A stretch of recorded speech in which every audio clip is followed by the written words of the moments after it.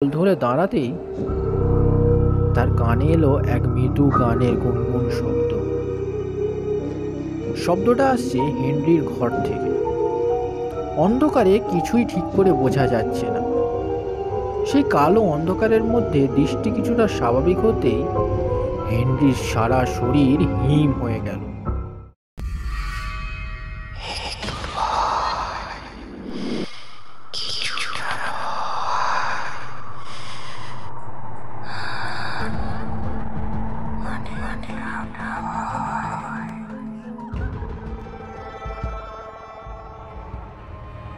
ভারত এবং বিশ্ব সাহিত্যের অজ্ঞাততার কালো অন্ধকারে থাকা কিছু অতি প্রাকৃত অপশক্তি রহস্যের ভাণ্ডার নিয়েই গল্পকার চ্যানেলটি। এই চ্যানেলটিতে আছে একটু ভয়, কিছুটা ভয়, আরও অনেকটা ভয়। So stay connected. আজকের গল্পের নাম অতীতের ছায়া। গল্প পাঠে আমি আদিত্য। এই গল্পটি নেওয়া হয়েছে নাথ ব্রাদার্স থেকে প্রকাশিত পুরনো কলকাতার ভুতুরে বাড়ি এই বইটি থেকে। এই বইটি আমাদের দিয়ে সাহায্য করেছেন রাজগঞ্জ পাবলিক লাইব্রেরি। গল্পকার টিমের পক্ষ থেকে রাজগঞ্জ পাবলিক লাইব্রেরিকে অসংখ্য ধন্যবাদ আমাদের এই উদ্যোগের পাশে থাকার জন্য। শুরু হচ্ছে আজকের গল্প। রবার্ট আর তার অন্তরঙ্গ বন্ধু হেনরি, দুই ছোকরা সাহেব লন্ডন থেকে এসে কোনো খোঁজ খবর ছাড়াই ভাড়া নিয়ে বসলো ধর্মতলার এক দোতলা বাড়িতে। লন্ডনে থাকাকালীন কলকাতার বুকে নতুন করে শোর ফেলে দেওয়া নাইট ক্লাবের কথা তারা অনেক শুনেছে। ছুটি কাটাতে আসা তো একটি বাহানা মাত্র, আসল কারণ তো কলকাতার বুকে হুলস্থুল ফেলে দেওয়া এই আধুনিক যৌবনতার রসের কিছুটা ছিটে ফোটা ভোগ করা। তাই কলকাতায় পা দিয়েই পরের দিন দুই বন্ধু মিলে রাতে ক্লাবে যাবে সেটা আগেই ঠিক হয়ে গেল। কিন্তু হায় রে, এমন পোড়া কপাল যে সেই দিন সকাল থেকেই হেনরির বেজায় কম্প দিয়ে এলো জ্বর। একে নতুন জায়গা, তার উপর এরকম অসুস্থ বন্ধুকে একা রেখে যেতে রবার্টের মন চাইল না। সে থেকে যাওয়ার সিদ্ধান্তটাই নিয়েছিল। হেনরি শুয়ে শুয়ে গায়ে চাপা দিয়ে বিকেল থেকে রবার্টকে লক্ষ্য করছে। তার চালচলনে কীরকম একটা স্বাভাবিকতা। তারপর যখন সন্ধে পেরিয়ে ঘড়িতে 8টা বাজল, তখন কোনো রকমে হেনরি রবার্টকে জিজ্ঞাসা করলো যে সে আজ ক্লাবে যাবে না। রবার্টের উত্তর শুনে হেনরি বেঁকে বসল। সে বারবার রবার্টকে চলে যেতে অনুরোধ করলো, কারণ সে কিছুটা সময় একা থাকতে চায়। কিন্তু রবার্ট সে কথা কানেও তুলল না। দুজনের মধ্যে খুব বচসা হলো।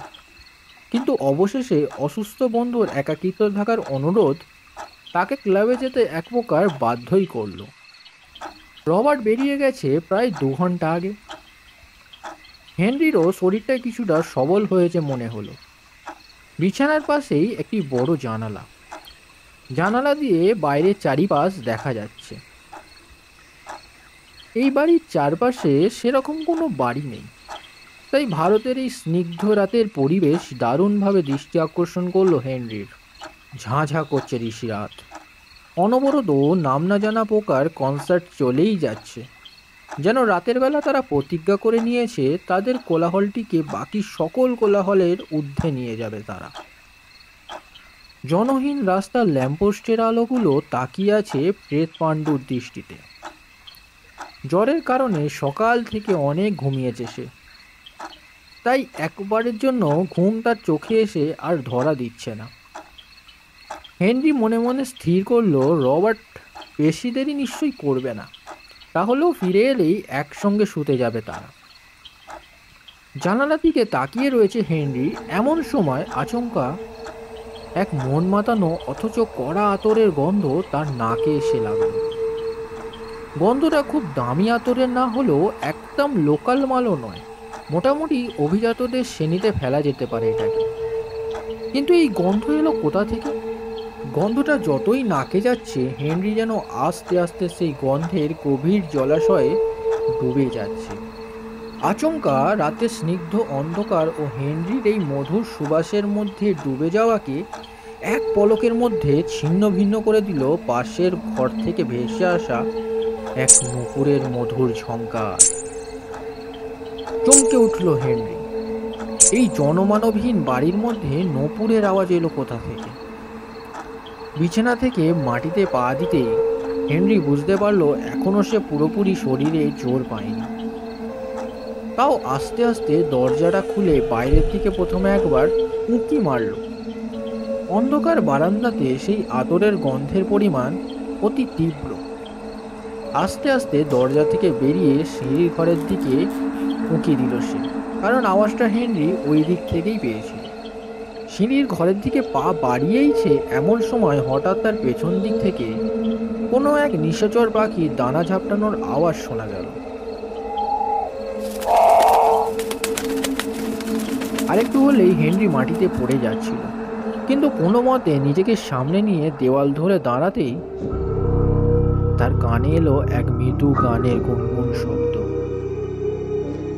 শব্দটা আসছে হেনরির ঘর থেকে। অন্ধকারে কিছুই ঠিক করে বোঝা যাচ্ছে না। সেই কালো অন্ধকারের মধ্যে দৃষ্টি কিছুটা স্বাভাবিক হতেই হেনরির সারা শরীর হিম হয়ে গেল। সে স্পষ্ট দেখলো তার বন্ধুর পাশের ঘর থেকে বেরিয়ে এলো এক মাঝ বয়সী মহিলা। মহিলাটিকে দেখে এখানকার স্থানীয় বলেই মনে হয়।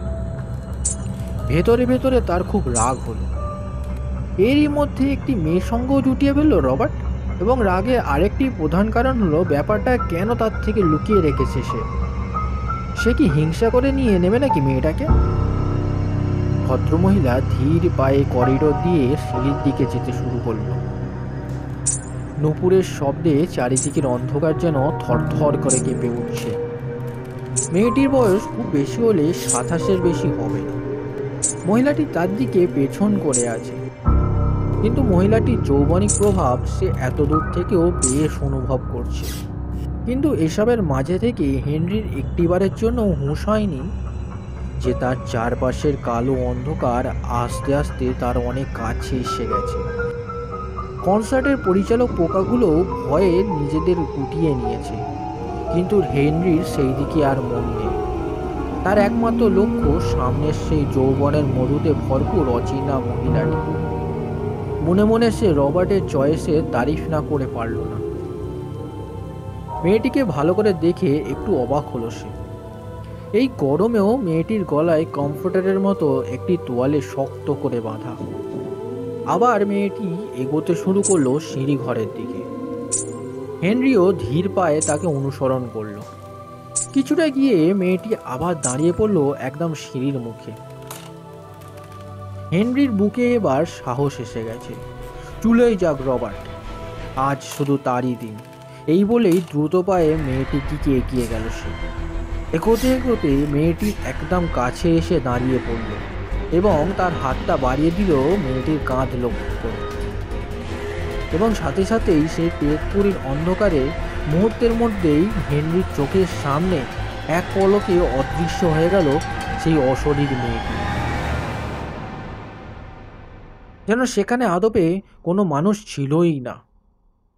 এই দৃশ্য দেখেই পর মুহূর্তেই জ্ঞান হারালো হেনরি।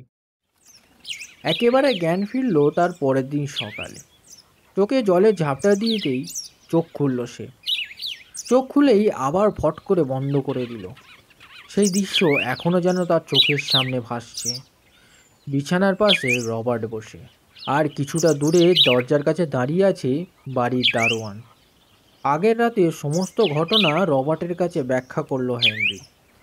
রবার্টের চোখ মুখ দেখে তাকে বিস্ময়কর মনে হলো তার, কিন্তু দারোয়ানটি একটুও অবাক হলো না। তারপর এই দুই ইংরেজ দারোয়ানটির মুখে শুনল এই বাড়ির এক ভয়ানক ইতিহাসের গল্প। দারোয়ানটি বলতে শুরু করলো, আমরা 5 পুরুষ ধরে এই বাড়ির সাথে যুক্ত। আমার পিতামহ ছিলেন এই বাড়ির কুপার সাহেবের ম্যানেজার। যথেষ্ট অর্থ তিনি সারা জীবনে অর্জন করেছিলেন, কিন্তু কিন্তু আমার পিতামহ রেশের মাঠে সব অর্থ সর্বশান্ত করে দেন। তাই আজ আমাকে এই দারোয়ানগিরি করতে হচ্ছে। আপনি কাল যে ঘটনার সাক্ষী থাকলেন তার সূত্রপাত আমার পিতামহের আমল থেকে। লুইস কুপার নামে এক ইংরেজ ভদ্রলোক ছিলেন তখনকার দিনের প্রকাশন সংস্থা হান্নার অ্যান্ড কোম্পানির কর্মচারী, কিন্তু তার সাইড বিজনেস ছিল স্টেবল কিপিং, যেখানে বড় বড় সাহেব সুবদের ঘোড়া রাখার জন্য আস্তাবল ভাড়া দিতেন তিনি। এইসব ছাড়াও টুকটাক আরও নানা রকম বিজনেস করে বেশ দুটো পয়সা করেছিলেন। কলকাতার এখানে সেখানে কিছু জমি এবং কয়েকটা বাড়িও ছিল তার। বউবাজারে যেখানে আজ সেন্ট ফ্রান্সিস জেভিয়ার চার্চ রয়েছে, সেখানে ছিল কুপার সাহেবের নিজস্ব দুতলা বাড়ি। সেই বাড়িতেই সপরিবারে বাস করতেন কুপার। কিন্তু তখনকার দিনে বউবাজারের ওই তল্লাটটা ছিল নিম্ন মধ্যবিত্তদের বাস। সেখানে যারা থাকতো তাদের থেকে শহরের ধনী অভিজাতরা নাক ছিটকাত। তাই মিসেস কুপার মাঝে মাঝেই স্বামীকে এই বাড়ি বিক্রি করে অন্য কোথাও চলে যাওয়ার বায়না ধরত।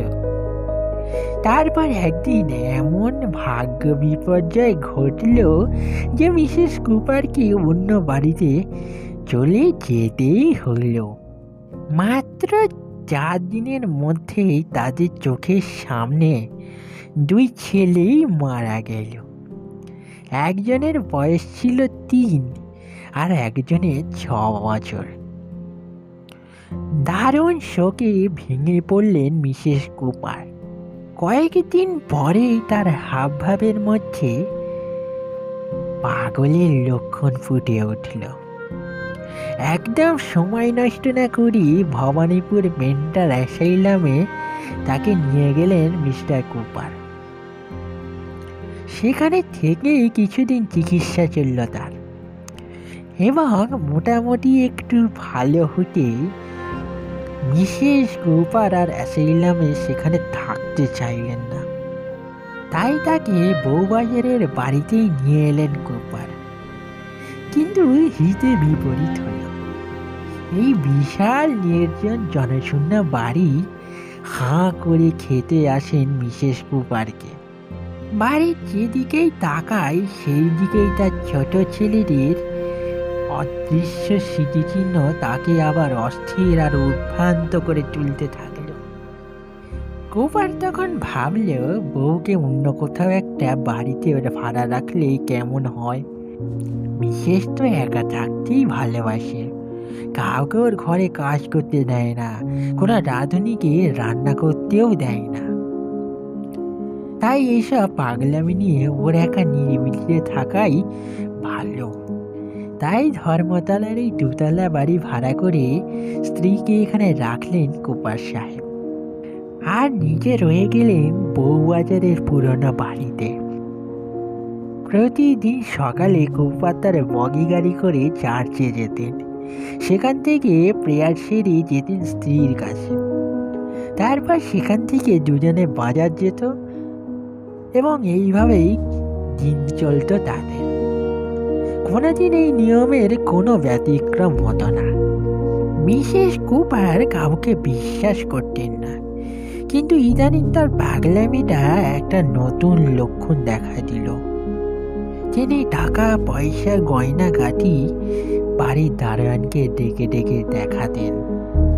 কুপার সাহেব জোর জবরদস্তি করে শুধু একটা দারোয়ান রেখেছিলেন, আবার রাঁধুনিও রাখার চেষ্টা করেছিলেন, কিন্তু ওনার স্ত্রী সবাইকে মেরে তাড়িয়ে দিতেন। যাই হোক, এই সকল জিনিস চাকর বাকরদের দেখানো ঠিক নয়, এই কথা কুপার নিজের স্ত্রীকে অনেকবার বুঝিয়েও ছিলেন, কিন্তু পাগলে কি আর নিষেধ শোনে। এইভাবেই কেটে গেল অনেক মাস। শীত শেষ হয়ে গ্রীষ্মের আভাস ছুটে এলো কলকাতার বুকে। মাসটা ছিল মার্চ মাস। সকালে রুটিন অনুযায়ী কুপার সাহেব এলেন ধর্মতলার এই বাড়িটায়। দোতলায় উঠতেই দেখেন তখনও বারান্দার পর্দাগুলো তোলা হয়নি। কি ব্যাপার, এখনো ঘুমাচ্ছে নাকি মিসেস কুপার? হঠাৎ তার নজর পড়ল লম্বা বারান্দার ফিকে অন্ধকারে কে একজন আড়াআড়িভাবে শুয়ে রয়েছে। মনে মনে একটু খুশি হলেন কুপার। যাক বাবা, শেষ পর্যন্ত মতি ফিরেছে। কোনো আয়াকে হয়তো কাজ লাগিয়েছেন মিসেস কুপার। কিন্তু কয়েকবার যেতেই থমকে দাঁড়িয়ে পড়লেন কুপার সাহেব, আর সঙ্গে সঙ্গে তার মাথাটা ভোঁ করে ঘুরে উঠল। কাটা একটা গাছের মতো পড়ে রয়েছে মিসেস কুপারের প্রাণহীন দেহটা। গলায় খুব শক্ত করে একটা তোয়ালে বাঁধা, নাকের নিচেটা জমাট রক্ত বয়ে গেছে, আর সেই রক্ত চেটে চেটে খাচ্ছি দুটি আঁশলা। এমন কিছুটা দূরে খোলা অবস্থায় পড়ে রয়েছে মেহগনি কাঠ দিয়ে তৈরি গয়নার বাক্সটি, আর মিসেস কুপারের প্রিয় পাখিটা খাঁচার ভেতরেই চোখ খোলা অবস্থাতেই মারা গিয়েছে। দারোয়ান নেই, সে কোথাও উধাও হয়ে গেছে। পুলিশ এসে পাড়া প্রতিবেশীদের কাছে খোঁজ খবর নিয়েছেন ঠিকই, কিন্তু তিনি জানতে পারলেন মাঝরাতে গোঙানির শব্দ আর পাখি ছাটপাটানোর শব্দ সবাই পেয়েছিলেন, কিন্তু ভদ্রমহিলার মাথায় গোলমাল আছে সেটা সবারই জানা, তাই তেমন কিছু অস্বাভাবিক বলে কেউ মনে করেননি। পুলিশ এবং কুপার সাহেব অনেক চেষ্টা করেও খুনের কোনো হদিশ করতে পারলেন না। সেই দুর্ঘটনার পর থেকে ধর্মতলার এই বাড়িটা ভুতুড়ে বাড়ি বলে দুর্নাম রটে গেছে। কিন্তু এখনো কোনো কোনো দিন মাঝরাতে সেই অজানা পাখির পাখা ঝাপটানোর শব্দ আর মেয়েলি গলায় গুনগুন গান আজও অনেকে শুনতে পায়।